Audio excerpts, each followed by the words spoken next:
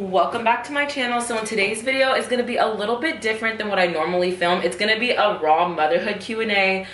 We're going to get into a lot of juicy questions, but I am going to try my hardest to get things done, starting with making bagels because Dee took the kids out for about an hour, hour and a half. So I want to see how much I can get done.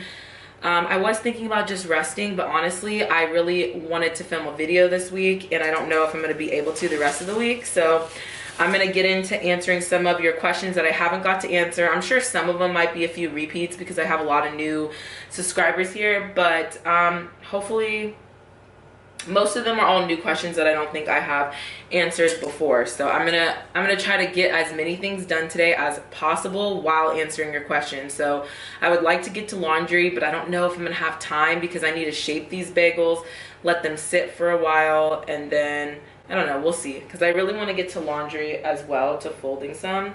So let's just dive into this video because I don't have a lot of time to be kid-free. And let me pull up some questions while I start shaping this dough.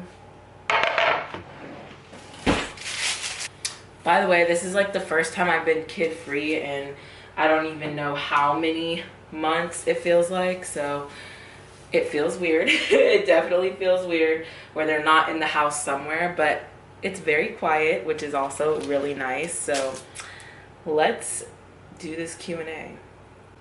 I'm gonna put my phone over here so I can just I'm gonna try to rapid fire answer some of these questions because there's a lot of questions and I just don't have that much time, but I love to answer as many as possible.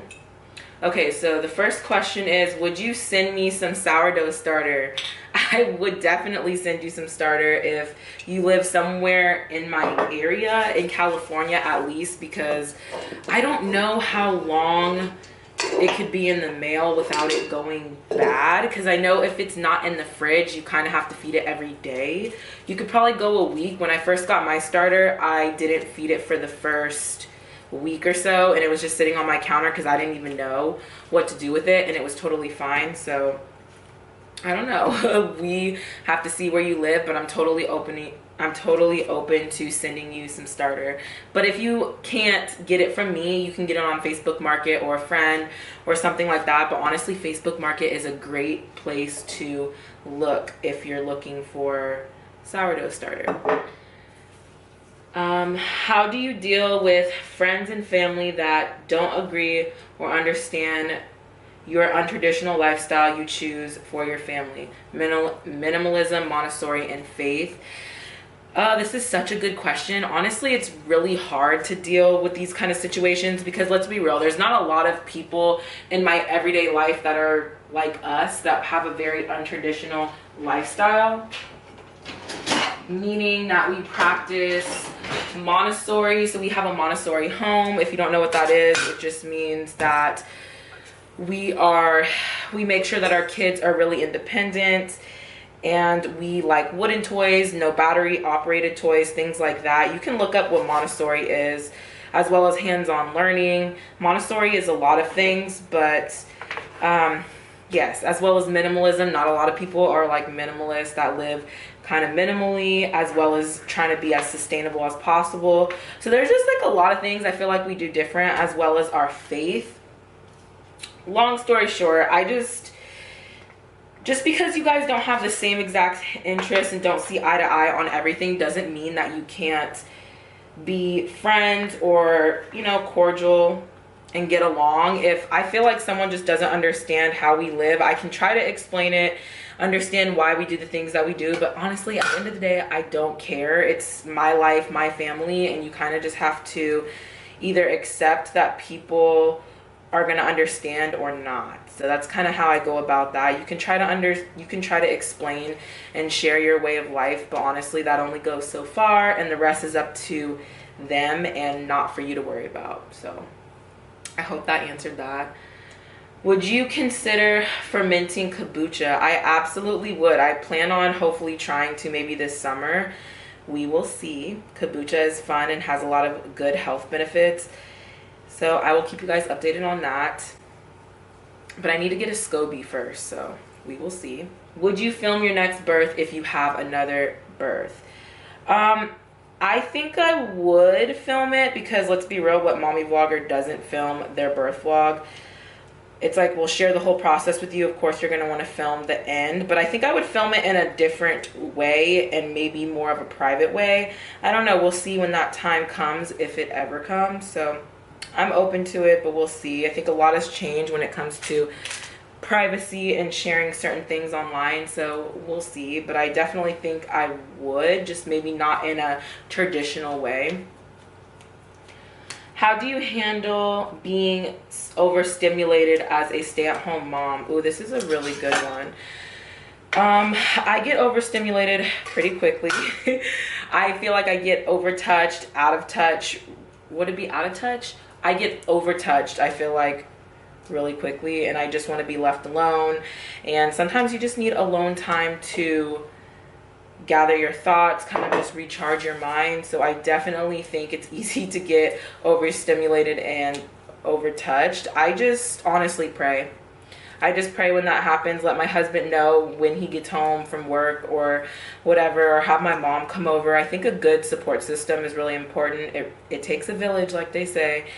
And just let them know and communicate that you really do need to have some time by yourself. Also, quiet time, nap time is a great time to really get some time for yourself back.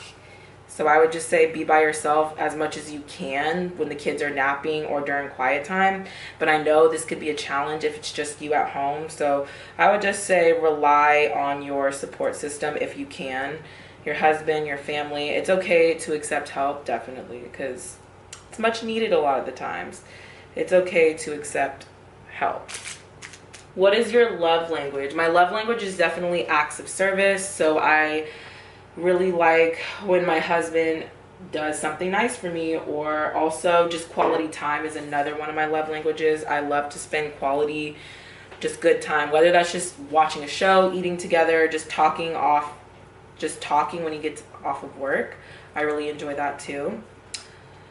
So that's my love language. So I kind of have like two. What is it like getting married at 21? Or what was it like getting married at 21? There was a lot of challenges, I will say that. Definitely hard when you're still finding out who you are as a person and just getting to know yourself, and then you make a huge life decision like getting married. There was a lot of challenges, a lot of struggles for sure. Our marriage is not perfect, but I think you just kind of work through it, pray. But it was definitely difficult. I am not going to sit here and say that marriage at a young age like 21 was easy, because it definitely was not anything but easy. So there's a lot of things you have to work out, and I know it's different for everybody, but there was definitely a lot of struggles financially, mentally, emotionally, really all the things. So I would just say maybe wait till you're a little bit older, but I definitely don't regret it by any means. So married at 21 was definitely interesting and a lot of adjustments in life had to be made. It was definitely a big learning curve. Pet peeve about your husband. Oh, such a good one. I would say video games. I respect his hobby and what he likes to do in his spare time, but I don't love video games. I just think that they're just not my thing. They're just not my thing. So I would say video games. And him being a little bit messy, for sure. Those would be like my pet peeves. But to me, I feel like that's such like a guy. Those are really guy things. Have you had any mental health struggles since being a mom?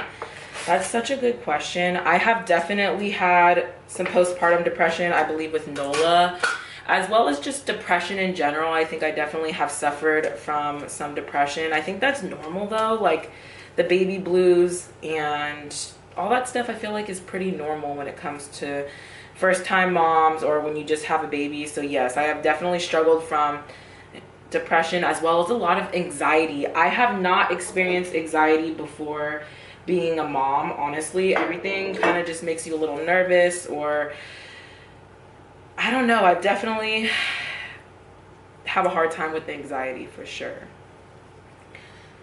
So anxiety and depression. I think it's just the unknown for me too when it comes with anxiety, like what happens when it's your time to go, or just going out of the house. The world is a crazy place. So I definitely just have anxiety for sure. It's something that I struggle with on a day-to-day basis. Depression, it's not so bad since I got my next one on removed. But yeah, I would definitely say those have been some of my biggest mental health struggles. How long does it take you to edit your videos? It could take me, it's different for every video. I like to give myself a total of 2 days to complete a whole video. It doesn't need to take that long, but I am just kind of like a perfectionist, and I like everything to be the way I want it to be. I want to comb over it, make sure I didn't miss any spots, and you know, make sure that my kids' privacy is well taken care of in every aspect, and there's no like little naked kids running around and things like that. So I just really like to make sure that everything is on point and where it needs to be for the editing, just because I always want to protect their privacy and stuff like that. So I do my best to comb over it at least twice, 2 to 3 times each video, especially if they're in it. So it takes me about 2 days to film, to edit a video. 2 days to fully edit a video. But it's not like I'm just like straight editing all the way through. I do it in increments of time when they go to bed. So it's not like I'm just full on editing. So I just give myself a total of like about 2 days. I need more parchment paper. I already read it out. Hold on. And the questions, I need to scroll down now. Let's see.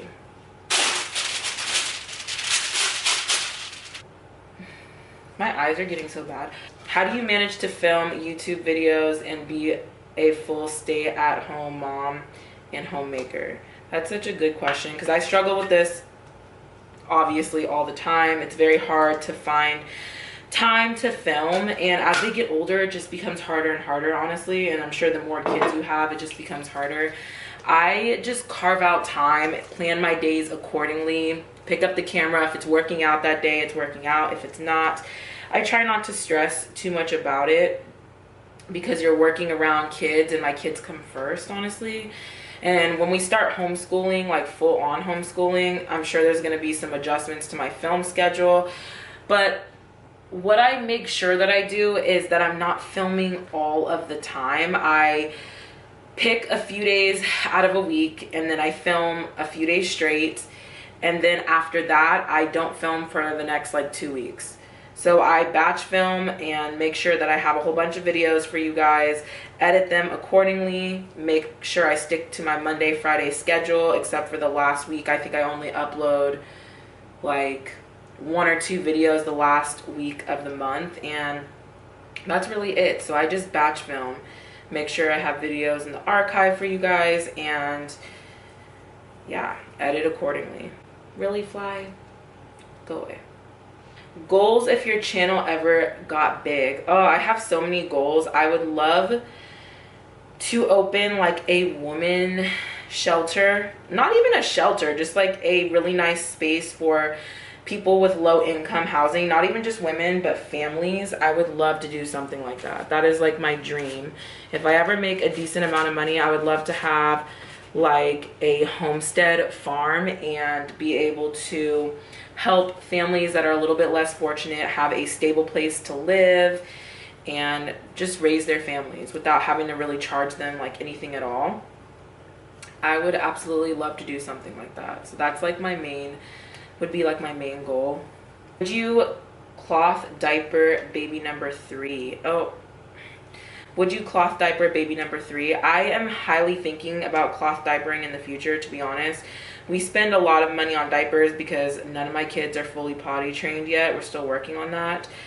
And I just think so much waste and money goes into normal traditional diapering. So I would love to cloth diaper. I think it's going to be a lot of extra work. So we kind of just got to feel it out and see how we're feeling. But yeah, I would love to cloth diaper. Definitely considering it for the future. I think it's great for the environment, a great investment. You only really have to buy once. You can use it for all of your kids.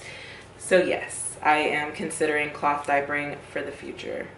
Would you ever consider going back to work, like in the work field? I honestly if I had to, I definitely would. Like if my family was really, really struggling, of course I would go back to work. But I love staying home with my kids. I feel like this is all I've ever wanted to do in life, and it's very challenging, I will say that, but I don't plan on going back to a traditional 9 to 5 anytime soon. So as long as I can stay home with my kids, I would love to do that and homeschool them and just be a full-time stay at home or work from home mom, if you consider, you know, YouTube a job. I consider it a hobby, honestly, at least for where I'm at now. Okay, so the bagels are done. I'm going to, or they're shaped, and then I'm going to boil them and stuff later, boil and bake later. But for now, I'm going to cover them up and move on to laundry. So we're getting things done while we're doing a Q&A. I hope you guys like this style of video. I know it's a little different. So now I'm just going to sit down and fold as much laundry as I can because I got a lot of laundry to fold. I actually have 2 baskets. Let me see if this angle is like, is this angle it? We'll work with it, it's fine. Okay, yeah, so back to the questions. I kind of forgot what we were doing in this transition. If you would have finished nursing school, what field of nursing did you want to do? I feel like I might have answered this question before. If I would have finished nursing school, if you guys didn't know, I went to nursing school and then went for a few months and then had to drop out because I had a lot of family things going on, as well as I found out I was pregnant and didn't know I was pregnant in nursing school. So yes, I would have been a labor and delivery nurse, God willing. I'm like, is this even clean? Somehow dirty clothes always get into the clean clothes basket. Mom life. Be a postpartum mom baby nurse. That is a thing. Just the nurses that take care of you and baby afterwards and really teach you like what you're doing as a first-time mom, or even just a second, third-time mom as well. You're just checking up and taking care of mom and baby.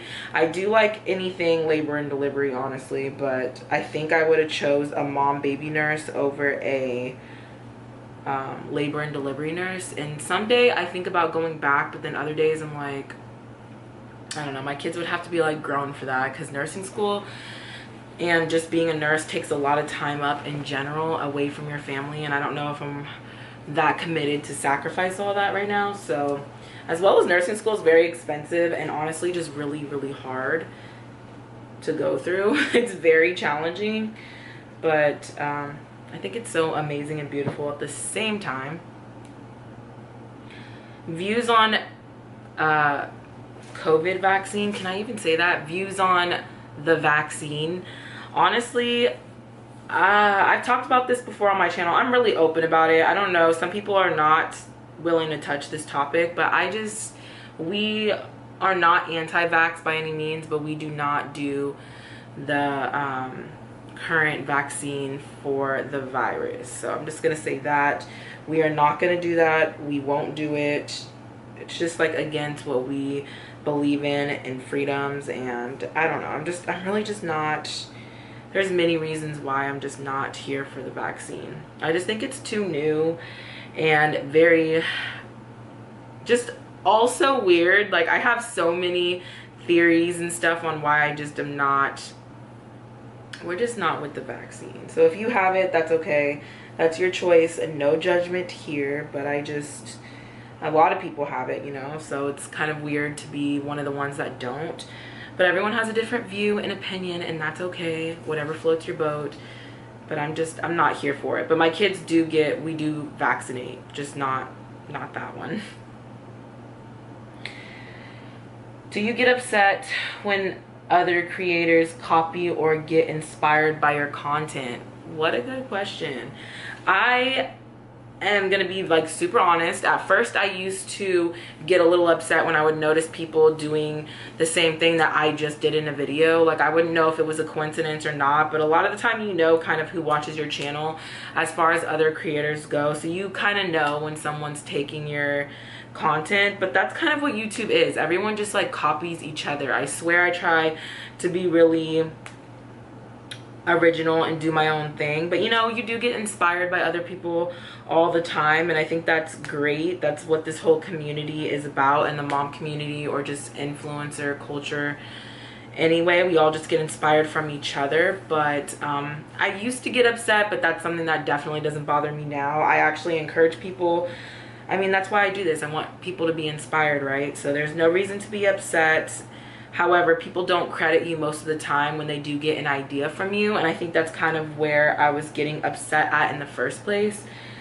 But I have just come to realize that from an influencer standpoint, a content creator, I understand why a lot of the time they don't give credit, because then it makes it feel, then their audience is going to feel like, wow, these people don't come up with anything, they copy everything. So like, I get it from their standpoint, their viewpoint too, but it would be nice to, I always credit the people that I see doing something, and if I'm going to try it, I want to let you know where I saw it from. I just think that's the courteous thing to do.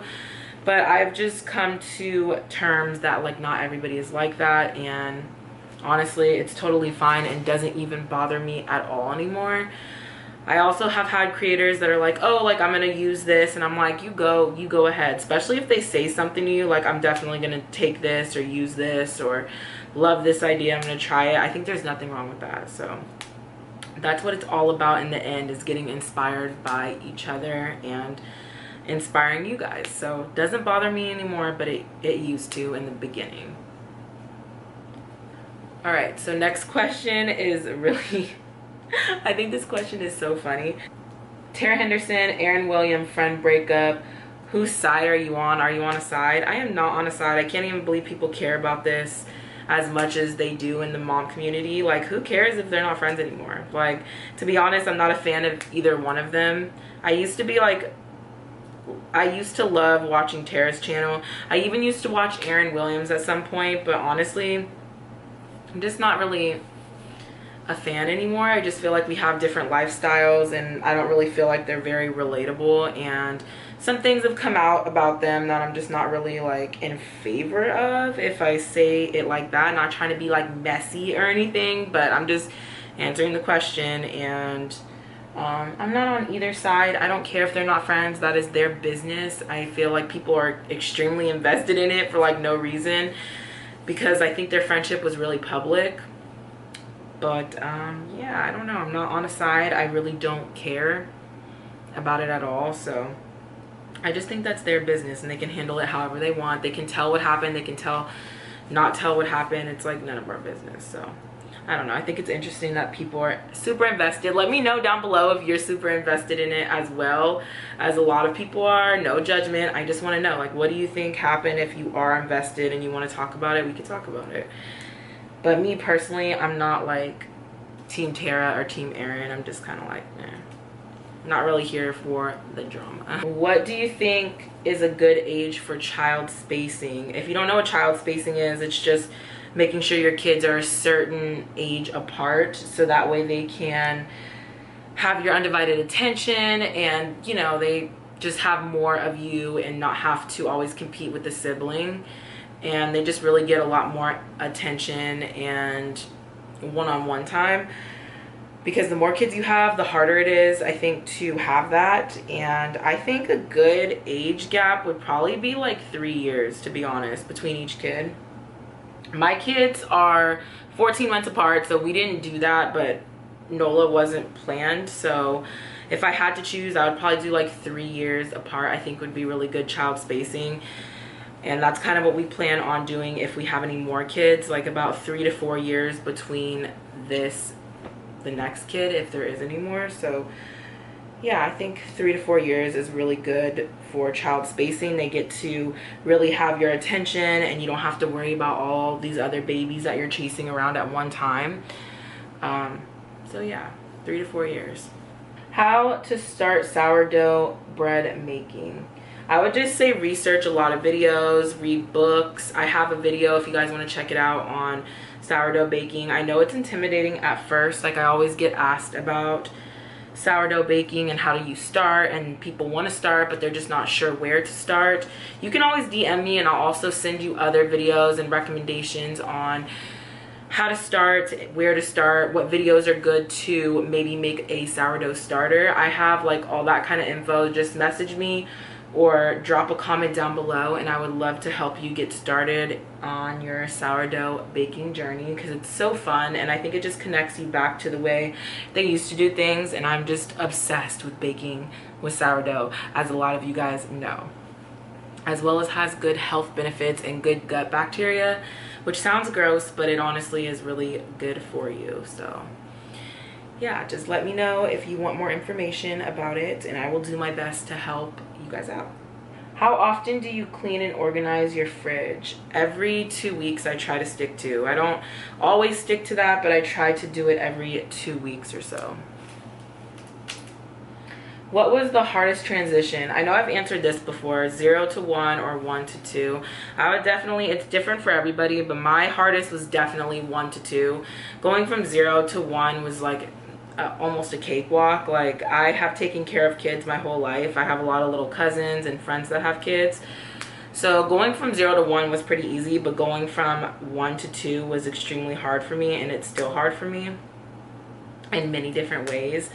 I think it's just hard balancing the two on their needs, as well as giving undivided attention, one-on-one time for each child. It's just difficult, and they're at 2 different ages. How do you contain yourself from overeating bread and baking? Your baking looks so delicious, so sweet. Honestly, it's very hard. I mean, as you bake, you kind of just don't eat as much as you used to, you know, like you're used to home good baking or home baked goods, so it's not as hard to contain yourself anymore. I mean, I'm not skinny, so I definitely do eat a lot of baked goods, but yeah, it's hard to contain yourself at first, but I think you just kind of learn you can't eat everything all the time, or else you'll just be like big as a house. Not like there's anything wrong with that, but you kind of just get used to it. How do you not get trampled when you shop at Trader Joe's? It just depends. I usually like to shop in the morning, but it gets pretty busy there, and the store is pretty small, so sometimes it's not the most pleasant shopping experience. So I usually just go in the morning, honestly, when I can go, because it gets really busy and you have to reach over people and excuse me and all that stuff just to get like peanut butter or anything. So it could be a little hard. I wish the stores were a little bit bigger, but I love me some Trader Joe's, and that doesn't stop me from going. I just like to go in the morning though. That's like my little Trader Joe's tip, is go in the morning.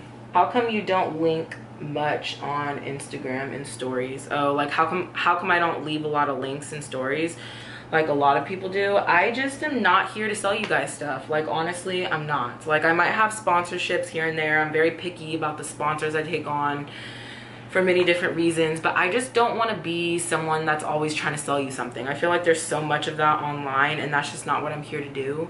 I am just here to inspire you guys, make you feel not alone, have mom chats, uplift you guys, and that's really it. Like, I'll let you guys know when products are good or what I'm currently loving, but if you guys ever do want a link though, let me know. DM me on Instagram. If you're not following me there already, follow me. There's a lot of daily content that I share and show over there that is not here on YouTube. It's just more in the moment stuff.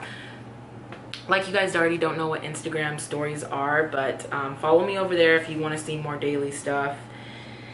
And if you ever want links, I can also link them down below in the comments. If you see something in my videos that you would like to maybe purchase yourself. I don't do affiliate codes. I don't have an Amazon store. I'm just not here to sell you guys things. But like I said, if you ever want a link, I don't want you guys to feel uncomfortable asking me, because I have no problem sending you guys a link if it's something that you want. I just don't believe in the whole Amazon storefront thing. I know it can be pretty useful to just be able to like go shop their house, but Amazon store, if you guys don't know, it clicks, when you click on it, it tracks you for like 48 hours or something like that. It tracks all your data in your computer.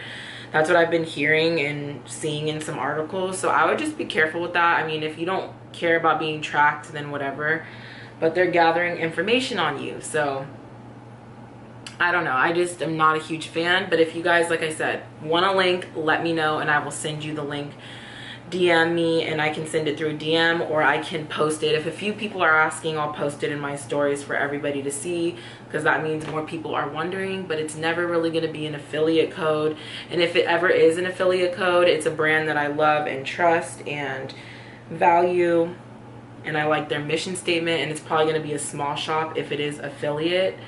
But I'll always let you guys know if it's an affiliate code, if I'm earning any money from any link that you shop from me. So, long-winded answer, but I just wanted to talk about it since it was asked in good detail, because I know a lot of people just link and always want to sell you stuff and buy stuff and sponsorships. I'm just not really here for that. I'll take on a sponsorship if it fits my core beliefs, but I'm just not here to sell you guys anything. So, I'll let you know when something's good, but about it.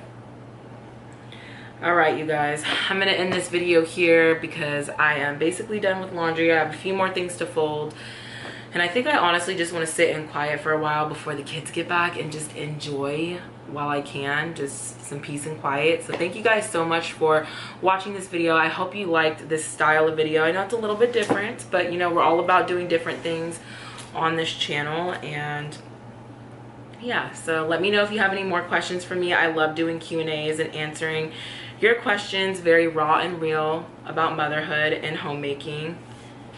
So yes, I hope you guys enjoyed this video, and I will see you guys in the next one.